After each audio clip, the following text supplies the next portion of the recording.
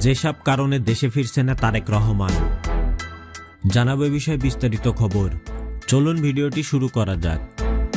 সাবেক প্রধানমন্ত্রী BNP chairperson Begum Khaleda জিয়ার গুরুতর অসুস্থতার কারণে দেশের রাজনৈতিক অঙ্গন এবং সাধারণ মানুষ এখন উদ্বিগ্ন।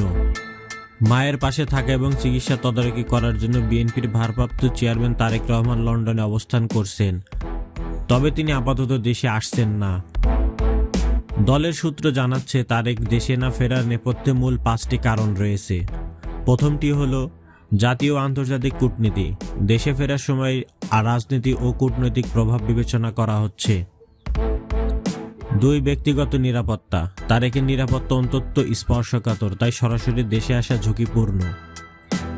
3 নম্বর হলো পাসপোর্ট জটিলতা। ভ্রমণ সংক্রান্ত প্রশাসনিক বিষয় এখনো চূড়ান্ত হয়নি।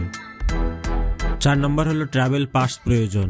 সরকার অনুমোদিত ট্রাভেল পাস ছাড়া দেশে ফেরা সম্ভব নয় তারেক রহমানের। 5 নম্বর হলো রাজনৈতিক হিসাব নিকাশ।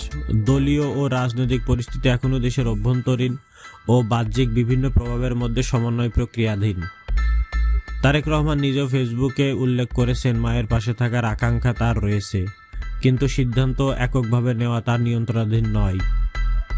তিনি দেশে ফেরা সংক্রান্ত সব বিষয়ে দেশি বিদেশি চিকিৎসকদের সমন্বিত মেডিকেল বোর্ডের পরামর্শ অনুযায়ী করছেন। বিএনপি সূত্র জানায়, খালেদা জিয়ার অবস্থার উন্নতি হলে তাকে দ্রুত বিদেশে উন্নত চিকিৎসার জন্য নেওয়া হবে, যেখানে তারেকের উপস্থিতি নিশ্চিত থাকবে। বিদেশে যাওয়ার জন্য সর্বোচ্চ পছন্দ হচ্ছে যুক্তরাজ্যের লন্ডন ক্লিনিক হাসপাতাল, সেখানে খালেদা জিয়ার আগেও চিকিৎসা নিয়েছেন। বিএনপি মহাসচিব মির্জা ফখরুল ইসলাম আলমগীর বলেন, তারেকের দেশে ফেরা কোনো অনিশ্চয়তার মধ্যে নেই। পরিস্থিতি সুবিধাজনক হলে এবং মায়ের চিকিৎসা প্রয়োজন মতো বিদেশে হলে তিনি শীঘ্রই দেশে ফিরবেন। প্রিয় দর্শক, এ সম্পর্কে আপনার কোনো মতামত থাকলে অবশ্যই কমেন্টে জানাবেন এবং এমনই সকল নিউজ পেতে চ্যানেলটি সাবস্ক্রাইব করে আমাদের সাথেই থাকুন। আল্লাহ হাফেজ।